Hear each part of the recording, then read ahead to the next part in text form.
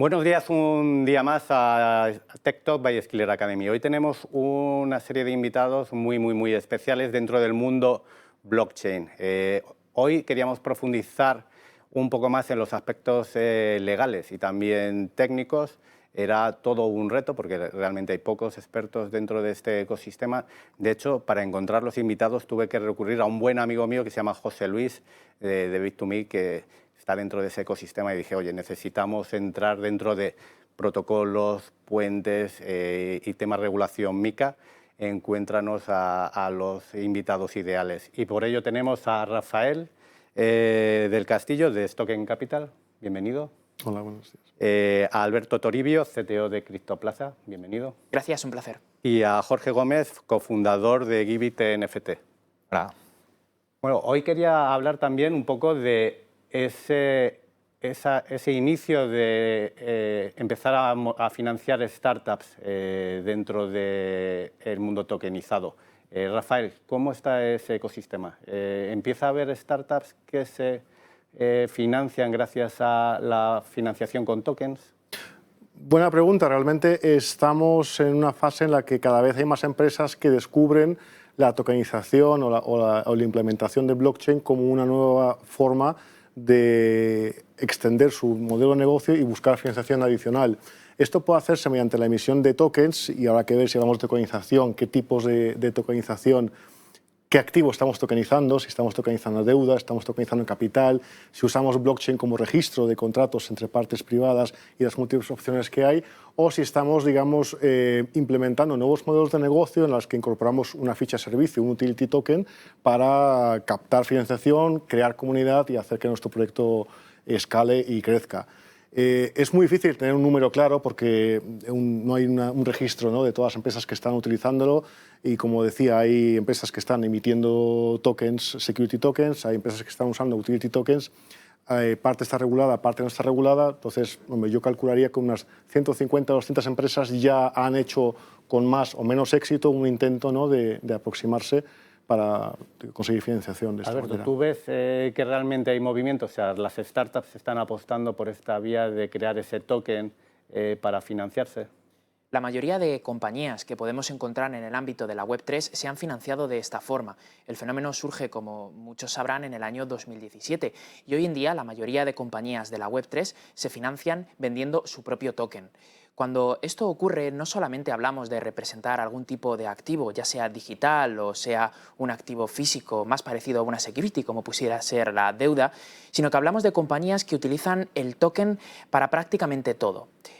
Unen en el token no solamente lo que podría ser una participación o una acción de una sociedad, es decir, un instrumento que sirve para votar y para repartir beneficios, sino que lo utilizan también como instrumento de consumo de sus servicios. Utilizan el token para asignar incentivos a todos aquellos alrededor de su empresa, generando un círculo virtuoso en el crecimiento del negocio. De esta forma es como asignan incentivos a inversores a invertir en su compañía, a empleados a aportar valor en la misma, y también a determinados actores que pudieran consumir sus servicios. Es esta dilución entre lo que podría ser una acción, un método de pago y en general todo aquello que tiene que ver con la empresa, lo que hace de los tokens una herramienta realmente potente. Y hoy podemos decir que estas empresas, las de la Web3, tienen una serie de ventajas competitivas muy fuertes. Una de ellas es la financiación, pero otra, por ejemplo, es que cotizan en los mercados desde el minuto cero. Solo acabar diciendo que algunas de estas compañías, como por ejemplo Maker, son casos claramente de éxito. Maker hoy tiene más de 500 millones de euros en beneficios anuales, 25 más si aceptan esa propuesta de Coinbase. Jorge, ¿crees que sigue siendo un buen momento para lanzar esos tokens? ¿Crees que Sí. o ahí ya empieza a haber problemas para encontrar esa liquidez, o depende del token? Efectivamente, o sea, una cosa es el token como tecnología, como dice Alberto, las compañías Web3 lo están usando y siempre lo usarán. Otra cosa son los momentos de mercado. Entonces, al final un token se lanza para conseguir una financiación y que haya inversores que puedan comprarlo, venderlo y así crear un mercado. En momentos de mercado bajista como el que estamos, va a ser más difícil encontrar esos inversores que quieran utilizar ese tipo de inversión. En otros momentos de mercado va a ser mucho más fácil, pero esto no quita que la tecnología correcta para este tipo de compañías sea emitir un token. En cuanto a la regulación, yo creo que va a ser algo clave para los inversores. Rafael, ¿en qué punto nos encontramos en la regulación de todo este ecosistema? Pues tenemos que distinguir un poquito las distintas normativas aplicables las que hay, ¿no? Por una parte tenemos la normativa de mercados de la CNMV, es decir, si lo que emitimos son valores, cada país tiene su normativa, la Ley de Mercado de Valores en España, y pues la normativa de folletos, si hay que hacer o no hay que hacer un folleto de emisión. Si la naturaleza jurídica de nuestro token no es un security token, estamos toda la industria con mucha alegría esperando algo que viene por fin, que es el reglamento MiCA, ¿no? Que está ya en la fase final de su aprobación y que todo el mundo está esperando con muchas ganas, ¿no? MiCA lo que nos favorece, lo que nos aporta, nos trae, es una taxonomía de los distintos tipos de criptoactivos, ¿no? Nos regula las stablecoins, ¿no? Las fichas de dinero electrónico, las referenciadas, ¿no? Un token a una moneda, al dólar o al euro, y también las que están referenciadas a una cesta de activos. Y por otra parte nos regula y claramente detalla contenido del white paper de la parte de los utility tokens, las fichas de servicio, es decir, todo aquello que no es un security, que no es una stablecoin, tiene un régimen jurídico, unas normas de juego para un mercado único europeo, ¿no? Se procura que al final la gente, las empresas no busquen constituirse en España, en Estonia, en Malta, sino que unificar, ¿no? Tener un mercado único, unas reglas de juego unificadas para todos aquellos que quieran participar en el mercado europeo. Además, existen normas muy específicas sobre los prestadores de servicios de criptoactivos, también están regulados y por eso, como decía, creo que los compañeros convendrán conmigo, ¿no? Que la industria estaba esperando con bastantes ganas esto. Aún así, MiCA, y se ha dicho en muchos foros, ¿no? Todavía es necesario, es un gran paso adelante, pero no es suficiente, ¿no? Hay muchas cosas que han quedado al margen de MiCA, ¿no?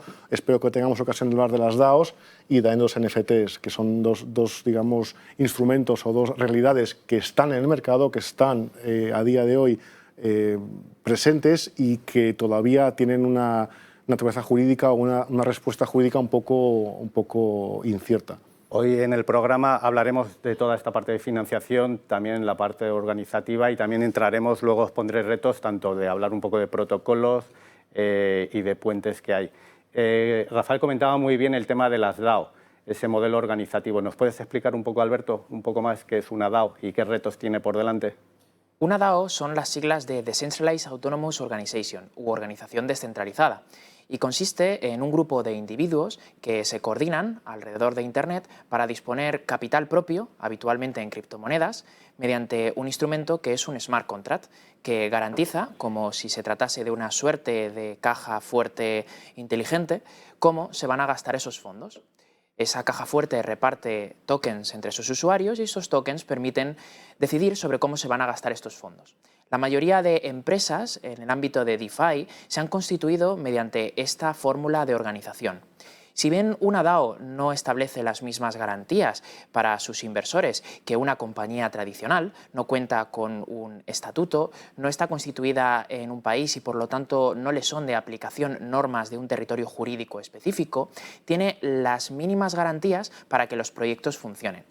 Podemos decir que las DAO son una evolución en la forma en la que hemos decidido coordinarnos para formar empresas. Fijaros, no sé si me puedo extender un pelín más, pero para explicar por qué esto es una innovación potente tenemos que entender cuáles han sido los pasos importantes que hemos dado a la hora de constituir compañías. La primera probablemente fuese la Compañía de las Indias. Hasta ese momento, el hecho de que inversores pudieran participar en tu compañía implicaba tener que hablar con ellos, coordinarles, y solamente éramos capaces de hacerlo con un puñado de ellos. La Compañía de las Indias establece títulos parecidos a lo que hoy son las participaciones que podían comprarse en un mercado secundario. El segundo gran invento, la segunda gran innovación, es llevar las compañías a los mercados. Ahora cualquier persona que posea una acción de Banco Santander puede participar en la Junta General de Accionistas, participar de su gobernanza y también del reparto de beneficios. Cuando esto lo llevamos a un ámbito global, lo que tenemos es una innovación en lo que conocemos como teoría de la firma. Las empresas son intermediarios entre factores y productos. Factores, madera, productos, muebles. En medio tenemos a IKEA. Bueno, pues en realidad, si una compañía contrata, por ejemplo, a empleados, es simplemente por el hecho de que no puede levantarse cada mañana y contratar al mejor ingeniero que haya en el mercado. Porque esto es difícil, no podemos hablar con todos, pero el mercado debería configurarlos en relación a su valía y a lo que está dispuesto a cobrar. Bien, esto es una ineficiencia tremenda, tener que decidir que voy a contratar a alguien para que sea empleado, aun sabiendo que puede que no sea el mejor en el mundo.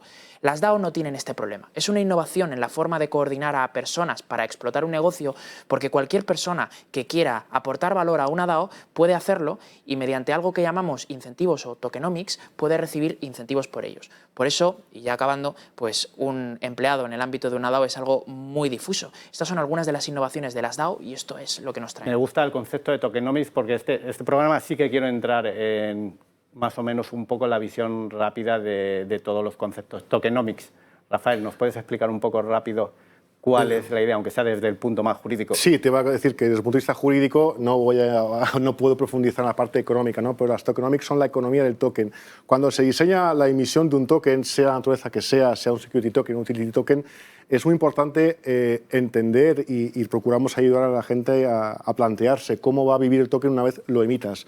Porque la gente muchas veces se olvida y no presta atención cuando emitimos el token, lo transmitimos y está libremente en los mercados, poco podemos hacer sobre ese token que ya se ha ido, no está en nuestro poder.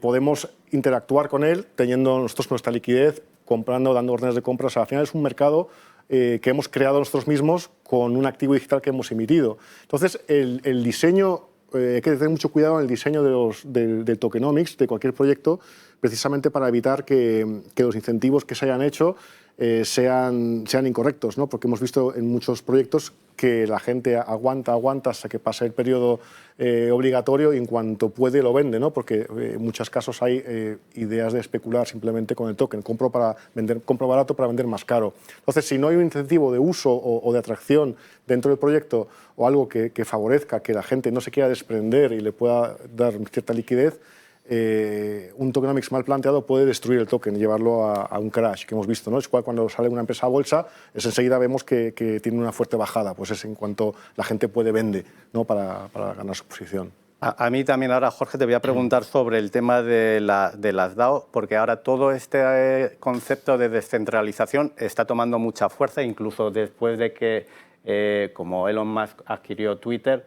hay una red descentralizada que se llama Mastodon, que ha empezado a coger cada vez más fuerza, un poco por la idea esa de descentralización. Pero realmente, ¿qué opinas tú de las DAO? O sea, ¿realmente luego puede ser totalmente democrático o a lo mejor alguien puede hacerse el control de una DAO? A ver, al final las DAO, por definición, es un grupo de personas que quieren tomar decisiones sobre un proyecto. Entonces, para tomar esas decisiones, lo que hacen es se les da un token y las personas votan según el número de tokens que tienen. Entonces, claro, puede haber aquí ciertas ineficiencias, ¿no? Como qué pasa si una persona con mucho dinero toma control sobre la mayoría de los tokens de un proyecto, ¿no? Pues ya deja de ser tan descentralizado y las decisiones van a ser lo que quieran esa persona. Pero bueno, tampoco es un caso muy común. Yo creo que es una buena tecnología que se puede usar para tomar decisiones dentro del proyecto, pero hay que usar agua cautela, porque hemos visto proyectos con DAO donde los propios usuarios, haciendo las votaciones, han sido los responsables de la caída del proyecto. Vale, y tú que estás muy cerca de todos estos proyectos, startups, ¿realmente los usuarios y en general la comunidad tiene ese conocimiento? Se habla mucho ahora de autocustodia, de la importancia de tener tus claves protegidas. ¿Puede aparecer proyectos que de una forma, a lo mejor naif, quieran tener las claves de los usuarios para manejar activos y que todavía ese conocimiento de cómo tiene que ser la custodia de tu activo digital todavía no esté bien entendida? Efectivamente, el tema de la custodia es el gran problema de esta industria, ¿no? Si la custodia de las claves privadas por parte de los usuarios fuera muy sencilla, esta industria habría avanzado muchísimo más. ¿Cuál es el problema cuando trabajamos en proyectos? Por ejemplo, si hacemos un proyecto de una DAO, cogemos a los inversores, hay participantes, quién está, los tenemos a todos identificados. Ahora, hay un momento que hay que decirles, necesitamos vuestra wallet para poder daros los tokens de participación. Y ahí empiezan los problemas, porque te das cuenta que la mayoría de la gente no tiene una wallet, no sabe qué es, no sabe ni cómo instalarla. Entonces, ese es un proceso en el que tenemos que trabajar muchísimo.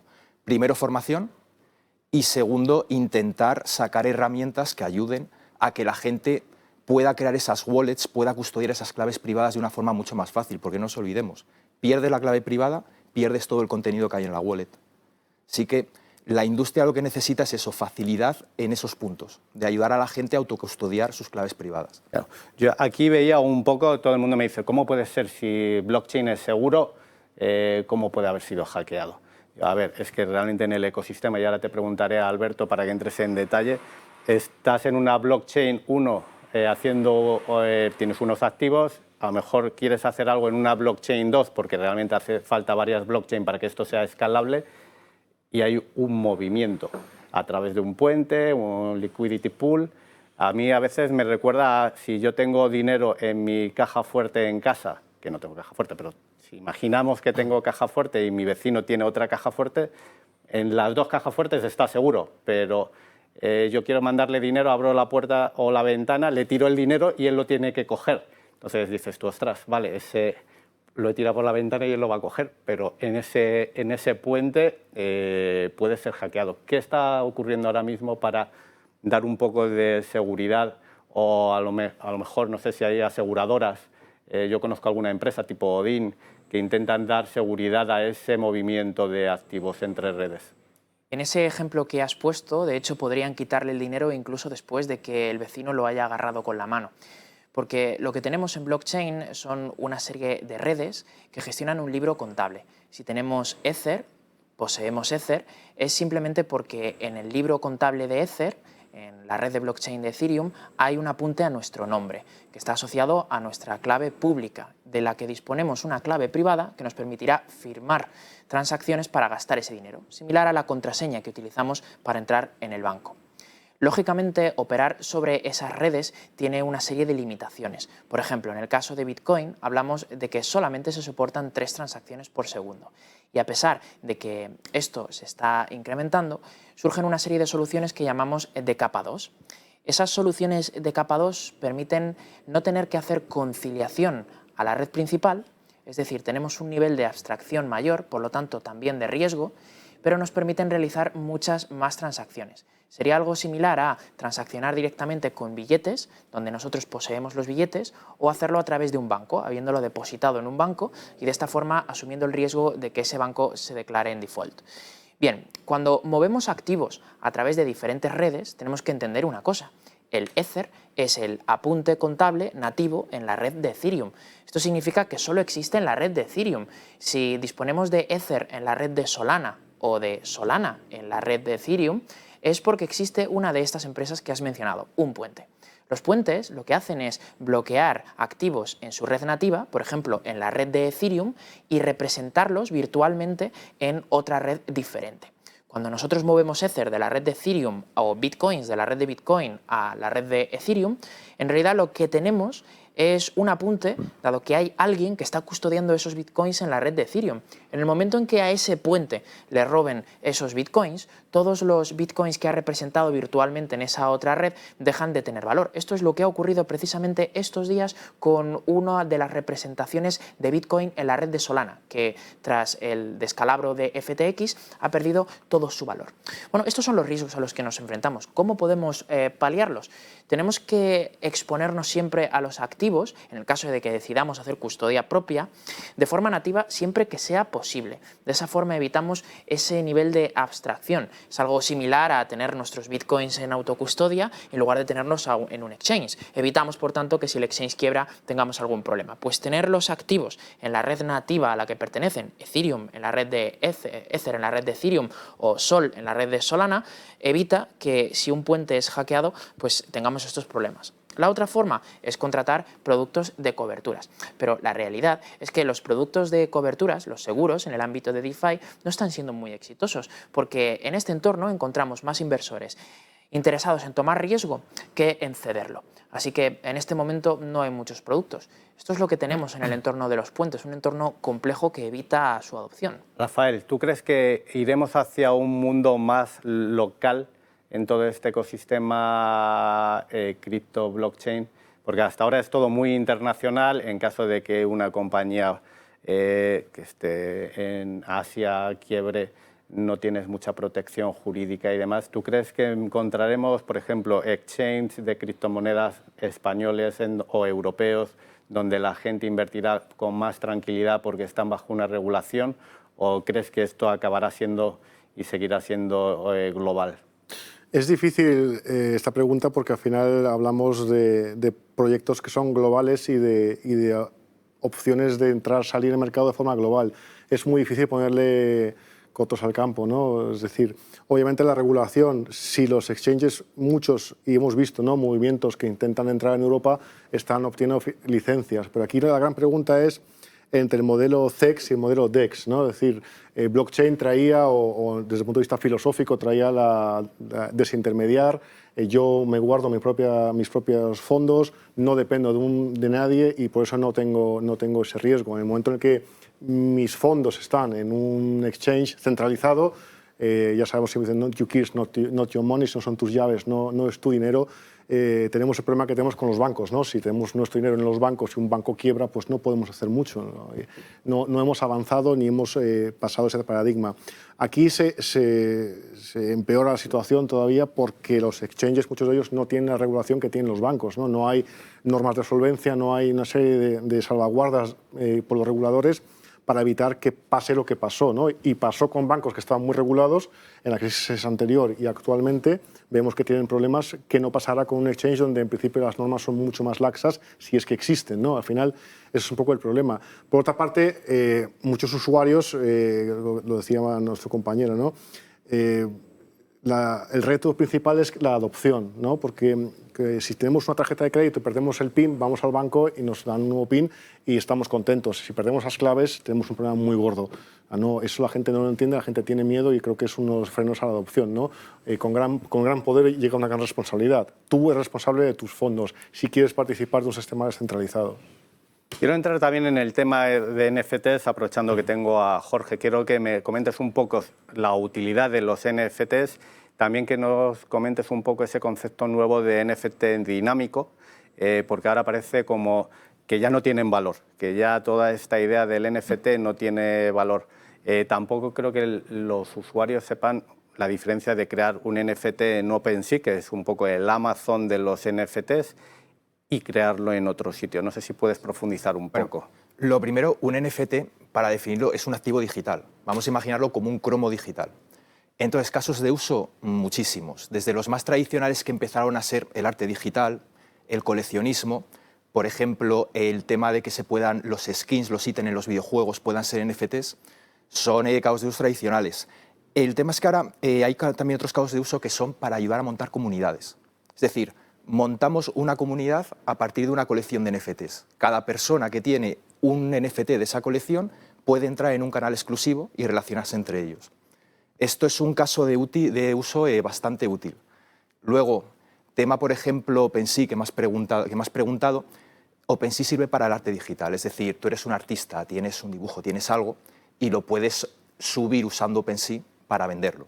Ahora, para hacer una colección de NFTs, para montar una comunidad, OpenSea como tecnología no te sirve, ya que hay que buscar algo hecho mucho más a medida.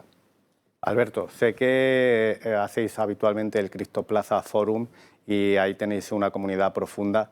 El tema de NFTs, ¿sigue desarrollándose dentro de la comunidad o qué recorrido le ves para el año que viene? Creo que los NFTs son probablemente una de las tendencias que más noticias va a dar a lo largo del año que viene. En el Criptoplaza Forum ha sido tan importante que hemos tenido un side event organizado por Nifty Club en el que hemos visto muchísimos proyectos. Una de las tendencias más importantes en los NFTs ahora mismo tiene que ver con la creación de mercados spot. Bitcoin y las criptomonedas comenzaron a desarrollarse, especialmente con fenómenos como DeFi, cuando se crearon mercados. Un mercado spot es un mercado en el que hay una persona con una orden esperando a comprarme un Bitcoin a $18.000. Sé que el Bitcoin vale $18.000 porque hay una oferta en firme esperando en el libro de órdenes. Eso no ocurre con los NFTs, dado que la única forma que tenemos de conocer su valor es ponerlos a subasta. Podemos estimar cuánto vale un NFT mirando cuál es el precio al que se han subastado NFT similares, pero no tenemos un mercado spot. Esto, la creación de mercados spot, es una de las tendencias más importantes de este año. Tenemos protocolos como por ejemplo Abacus o UnlockD aquí en España que son capaces de crear mercados spot para los NFTs. ¿Qué significa esto? Significa que los NFTs van a ser líquidos, o ya lo están siendo en muchos casos, que los NFTs no solamente los populares van a poder utilizarse para el apalancamiento y del mismo modo que si tienes una casa que vale 1 millón de euros, podría costar mucho más si hay muchísimos compradores que te la compran al instante y mucho menos si a pesar de que esté valorada en 1 millón de euros no hay apenas compradores interesados en ella, ese premium de liquidez se va a aplicar a los NFTs. Si los mercados spot se desarrollan, la valoración de los NFTs, dado que se van a poder utilizar de forma líquida, por ejemplo, como colateral en mercados de derivados, para solicitar préstamos o para muchas otras actividades económicas, se va a incrementar notablemente. Esa es mi previsión para el año que viene, veremos qué es lo que ocurre. Rafael, en el tema regulatorio imagino que habrá algún debate en esto de NFTs, porque al final, sobre todo se hablaba para el tema del arte. ¿Cómo está la regulación en este tema de NFTs? En el tema regulatorio vemos mucho cómo se desplaza desde el activo regulado al no regulado. Es decir, si nos retrotraemos en el pasado y vemos la época de las ICOs, ¿no? El gran boom que hubo en 2017-2018, la gente hacía emisiones de security tokens. Cuando los reguladores empezaron a decir, ojo, esto que estáis emitiendo son valores, la gente empezó a emitir fichas de servicio. Cuando llegó MiCA y dijeron los utility tokens van a ser regulados, la gente empezó a digamos, moverse a los NFTs como idea de decir esto no está regulado y puedo hacer lo que me dé la gana. Ciertamente los NFTs están fuera de MiCA, pero una de las últimas inclusiones que había es siempre y cuando no sean un activo financiero, ¿no? Hay mucha gente que intenta tergiversar mucho, ¿no? Es decir, es un NFT, pero realmente es un activo financiero. Si es un activo financiero, aunque tenga la forma que tenga, se nos aplica normativa de valores. En cambio, si es un activo como arte digital o otra clase de activos que no son realmente valores, que son realmente activos individuales únicos, entonces están al margen de la regulación.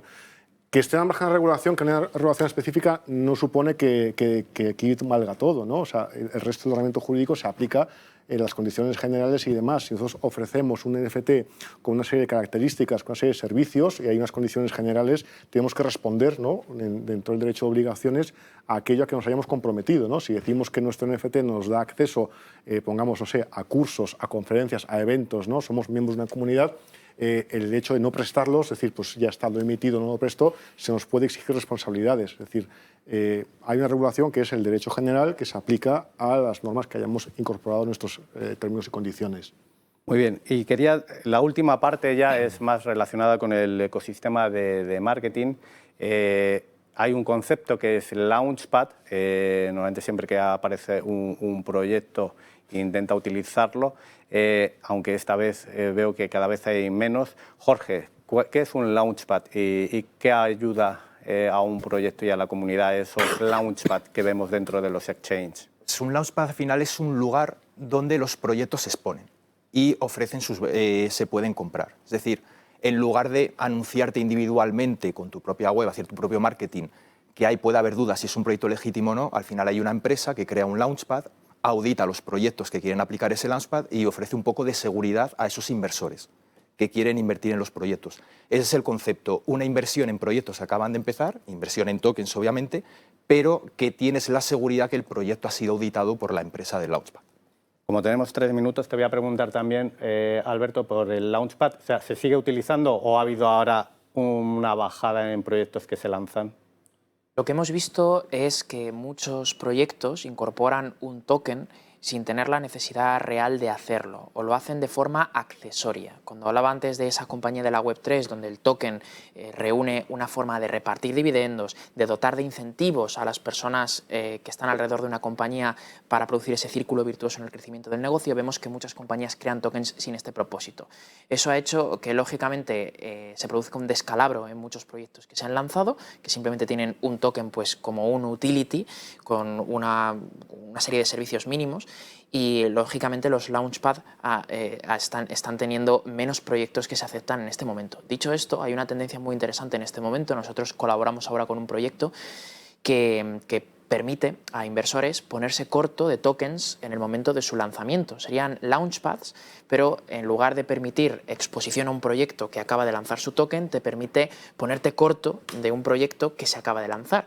Esto es muy interesante porque a los inversores que compran un token de nuevo lanzamiento les permite obtener un tipo de interés muy alto por los tokens. Si de todas formas ibas a comprarlos, ¿por qué no comprarlos y además que te den un 200% de tipo de interés? Ese tipo de interés está pagado por aquellos que pagan intereses por ponerse cortos.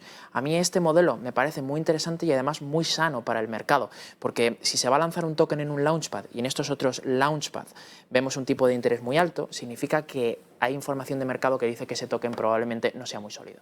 Ya para cerrar este programa, en la siguiente parte sería compraventa de participaciones en España. ¿Se puede hacer ya, Rafael, esa compraventa de participaciones tokenizadas? Bueno, hablábamos de la tokenización en la parte inicial del programa, dijimos que depende de la naturaleza jurídica, ¿no?, del activo que estemos tokenizando. Si hablamos de acciones, las acciones son valores y por tanto podemos representarlas desde el punto de vista de un activo digital. Las participaciones no son valores y aunque parezca que es lo mismo, hay ciertas diferencias jurídicas que hacen que no puedan ser iguales. Stricto sensu, si hablamos desde el punto de vista muy jurídico, las participaciones no se podían tokenizar con la ley en la mano. Ahora bien, lo que sí que podemos hacer es utilizar blockchain para registrar la transmisión de participaciones, porque se aplica la cesión de créditos, ¿no? Es un poco, en vez de la transmisión de valores, es la cesión de créditos. Entonces podemos grabar un contrato de compraventa privada en una blockchain, que es lo que estamos haciendo en Token Capital, ¿no? Nuestra idea era digitalizar el gobierno corporativo, facilitar que pudiesen los socios ejercitar su derecho de adquisición preferente, poder hacer convocatorias telemáticas y, si llegan a un acuerdo, que las partes pudieran grabar ese acuerdo privado que han llegado de compraventa de participaciones y registrarlo con plena validez jurídica. ¿Qué obtiene la gente con eso? Pues obtiene que tenemos una prueba irrefutable que no depende ni de las partes, ni de la plataforma, ni de la empresa, que podemos demostrar en juicio que ese contrato se ha ejecutado con unas condiciones, un precio y unas garantías. Pues nos abre un montón de abanico de oportunidades todavía. Yo creo que este ecosistema está por crecer. Creo que vamos a encontrar en 2023 una evolución bastante importante, sobre todo apoyado en la regulación que comentábamos antes. Y sin más, daros las gracias, Jorge, Rafael, Alberto. Espero veros en el próximo programa. Y hasta aquí Tech Talk by Skiller Academy. Nos vemos la semana que viene. Preview.